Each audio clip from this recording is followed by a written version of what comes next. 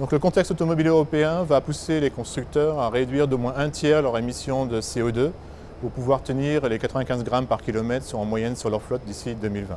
Donc l'énergie du carburant sert pour 30% à déplacer le véhicule, pour 30% au confort de l'habitacle, et le reste de l'énergie est perdu à l'échappement au travers de la chaleur. Donc Faurecia a développé des technologies qui permettent de récupérer cette chaleur afin de pouvoir soit chauffer l'habitacle, soit de chauffer plus rapidement le moteur afin qu'il obtienne plus vite son point de fonctionnement optimal.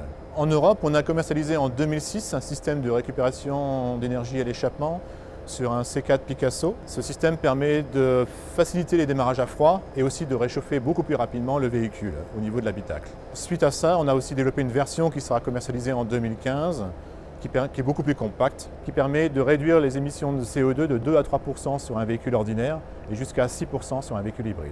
Donc en Amérique du Nord, en 2012, on a commercialisé sur une Ford Fusion et une Ford C-Max un système de récupération d'énergie autour du collecteur d'échappement. Ce sont des véhicules hybrides et on arrive, grâce à ce système-là, à récupérer jusqu'à 7% de consommation et d'émissions de CO2. Faurecia prépare d'ores et déjà l'avenir sur de nouvelles technologies de conversion de la chaleur en électricité, qui s'appelle la thermoélectricité et le Rankine. Ils permettent de récupérer jusqu'à 1500 watts sur l'échappement et donc de pouvoir réduire la consommation de 10 à 12%.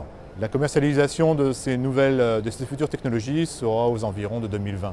En conclusion, Faurecia contribue activement à la réduction des émissions de CO2 grâce à son portefeuille d'innovation qui est disponible dès maintenant en série ou pour préparer l'avenir.